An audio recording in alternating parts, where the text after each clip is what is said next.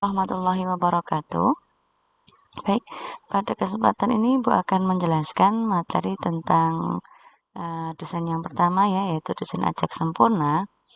Di sini didefinisikan bahwa desain acak sempurna adalah suatu desain di mana perlakuan dikenakan sepenuhnya secara acak kepada unit-unit eksperimen yang bersifat homogen. Desain acak sempurna memiliki bentuk yang sederhana karena hanya melibatkan satu faktor atau satu variabel bebas. Jadi di sini desain acak sempurna ini merupakan desain yang paling sederhana ya. Dikatakan sederhana karena hanya melibatkan satu faktor. Ya, apa itu faktor? Jadi faktor atau variabel bebas itu adalah suatu variabel ya yang nanti akan dibandingkan ya, faktor yang akan diteliti. Variabel itu variabel yang akan diteliti, yang akan dibandingkan seperti itu ya, hanya melibatkan satu faktor saja. Kemudian di sini syarat menggunakan desain acak sempurna adalah bersifat homogen. Kenapa? Karena di sini nanti perlakuan dikenakan secara acak, ya, secara acak, tidak pilih-pilih gitu ya.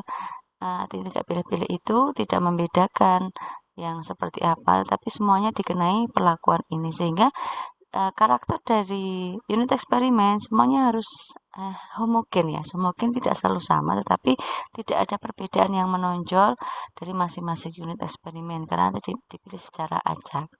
Ya, oke. Tadi saya ya menyinggung tentang satu faktor, satu variabel bebas ya. Jadi misalnya seperti ini, kita ingin meneliti misalnya perbedaan suatu model pembelajaran terhadap hasil belajar siswa ya. Nah, di sini kita hanya melihat faktornya adalah faktor model pembelajaran saja yang akan mempengaruhi hasil belajar gitu. Misalnya saya beri contoh yang tidak hanya satu faktor ya. Misalnya kita ingin melihat hasil belajar siswa ditinjau dari model belajar dan gaya kognitifnya siswa misalnya seperti itu ya. Nah, berarti dia tidak hanya satu faktor tapi lebih dari satu faktor ya. Seperti itu.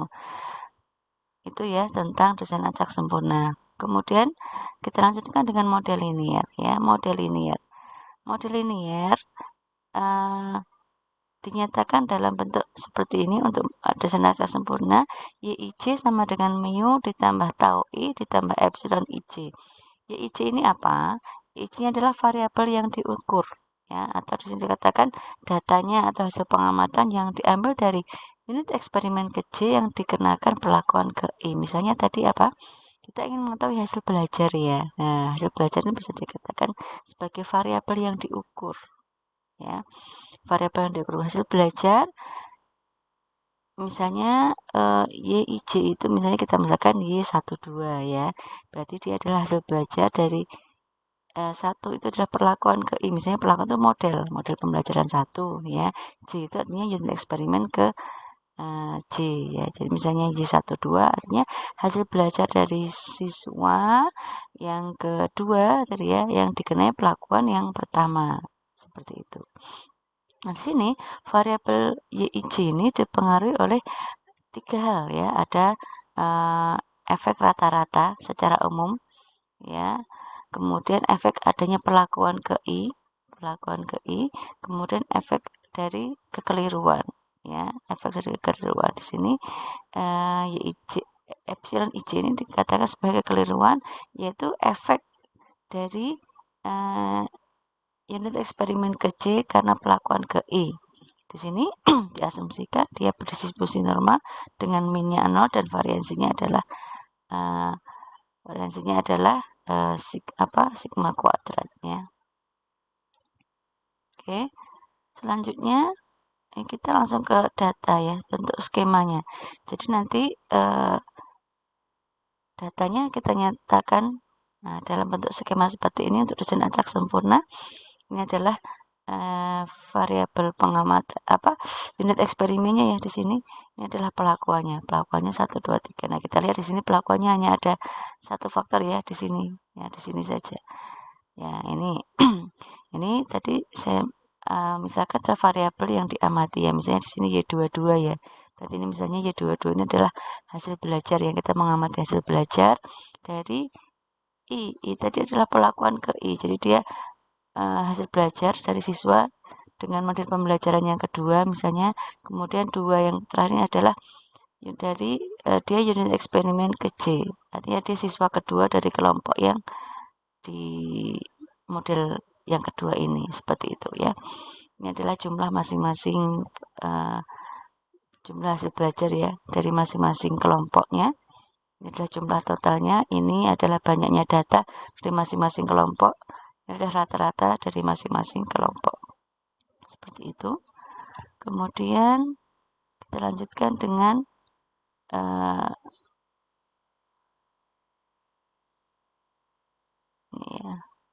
ini ya masing-masing keterangannya segera bisa dibaca. Nah, sekarang kita akan lanjut ke ANAVA. Jadi dalam desain dalam DAE ini nanti kita menggunakan ANAVA ya. Jadi ANAVA. Nah, perlu saya sampaikan bahwa kenapa kita menggunakan DAE? Jadi DAE ini nanti apa yang kita bandingkan itu lebih dari 2 kelompok. Ya, lebih dari 2 kelompok. Jadi tidak hanya 2 kelas. Apakah ada perbedaan antara kelas A dan kelas B? Itu hanya 2 kelompok. Nah, kalau hanya 2 kelompok itu kita cukup menggunakan UJT saja yang nanti dipelajari di statistik matematik nantinya. Tapi kalau lebih dari 2, jadi kalau lebih dari 2 kelompok ya 3, 4 dan seterusnya kita menggunakan desain acak sempurna ini. Seperti itu. Nah, dalam desain acak sempurna ya nanti kita statistik ujinya itu nanti kita peroleh dengan tabel ANAVA ini.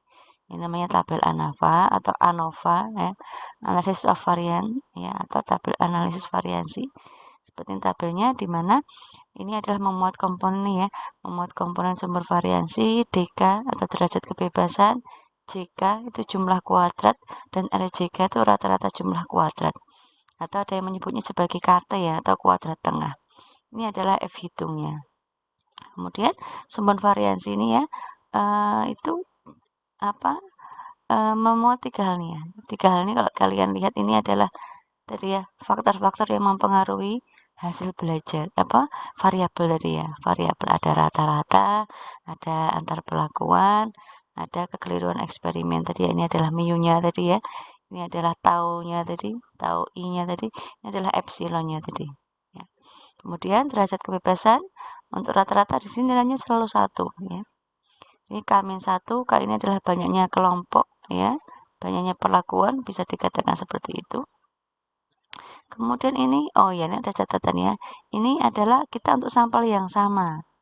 Maksudnya sampel yang sama adalah ketika N1, N2, N3, NK-nya ini sama. Misalnya masing-masing kelompok 5 orang atau 5 unit eksperimen, berarti dia pakai ini yang tidak sama ya, mohon maaf. Ini yang tidak sama dulu. Ya, artinya N1, N2, NK-nya tidak sama. Mungkin kelompok yang satu nih ada 5, kelompok kedua hanya ada 3 ya. Kelompok yang ketiga nih ada 6 dan seterusnya. Berarti dia ukuran sampel pada masing-masing kelompok tidak sama. Maka ini kita menggunakan yang ini ya. Ya, jadi di sini nanti derajat kebebasannya adalah kelompok untuk antar pelakuan K-1. Kemudian untuk kekeliruan eksperimen ini adalah masing-masing kelompok tadi ya jumlahnya dikurangi 1 kemudian dijumlahkan. Kemudian adalah jumlah dari N-nya ya. Seperti itu. Kemudian jumlah kuadrat kita menentukan PY, RY, PY, EY, sigma Y kuadrat itu dari sini rumusnya ya, dari sini rumusnya. Ya, kemudian RJK atau kuadrat tengah ini adalah dengan membagi JK dibagi dengan DK. Ini R ini misalnya, RY dibagi 1. P ini berarti PY dibagi K-1. E ini berarti EY dibagi ini ya, sigma NI kurangi 1. Nah, yang kemudian mencari F hitungnya adalah rumusnya P bagi E. Ya, ini F hitung P bagi E. Nah, di sini mungkin sekilas saya cerangkan di sini bahwa sigma Y kuadrat ini kita perlu dengan cara apa? Masing-masing ini unit eksperimen ini kita kuadratkan kemudian dijumlahkan ya. Dan RY itu berarti apa? C kuadrat dibagi N. Berarti C kuadrat yang ini dibagi N ya. Kemudian PY artinya masing-masing C ini dikuadratkan dibagi dengan N1.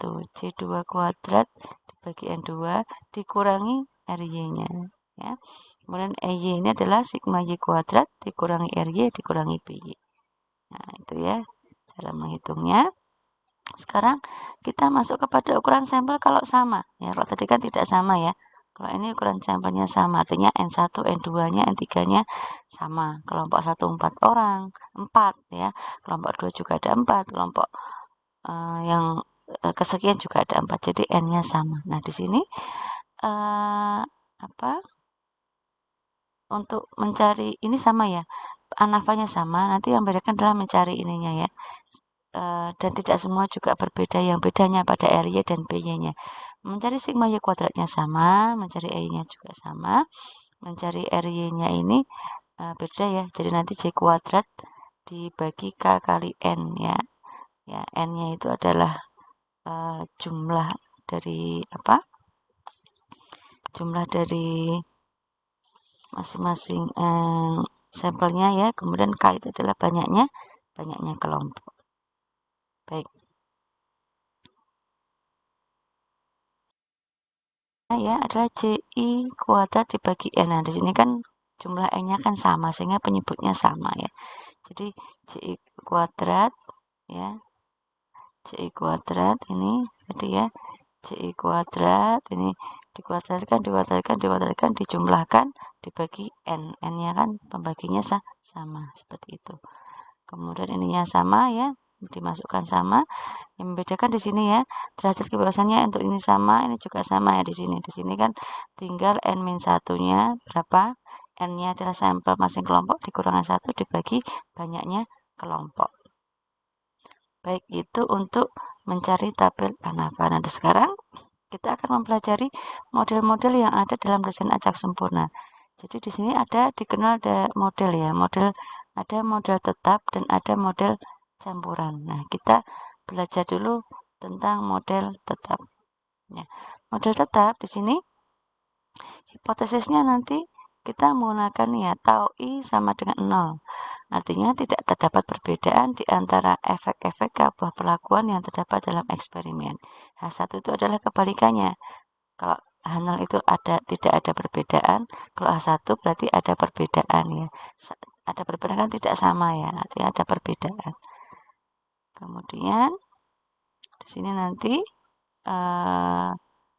hipotesisnya ya, ini nanti hipotesisnya kita nyatakan dengan seperti ini, tau I sama dengan tau 2, artinya kan masing-masing perlakuan tidak ada perbedaan, kalau ini ada perbedaan ya. Kemudian nanti kita menentukan statistik ujinya yang kita peroleh di tabel ANAFA tadi ya, sini. Kemudian di sini setelah cari F hitung namanya, ini namanya F hitung, kita cari F tabel ya. F tabel ini nanti untuk kita mengetahui akan lebih bisa atau lebih geser dari F hitung. Nanti kita menggunakan tabel F ya.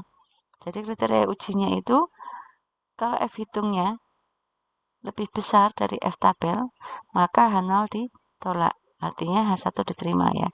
H0 dan H1 itu selalu bertolak belakang. Ya, seperti itu. Kemudian di sini F hitungnya kalau kurang dari F tabel maka H0 diterima ya. Jadi kebalikan saja.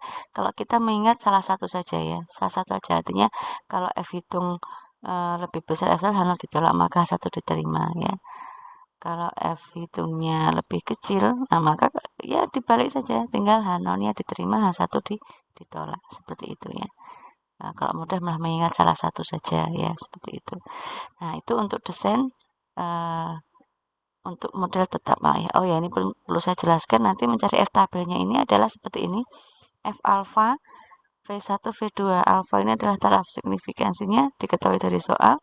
V1 adalah derajat kebebasan pembilang dan V2 ini adalah derajat kebebasan penyebut. Maksudnya apa?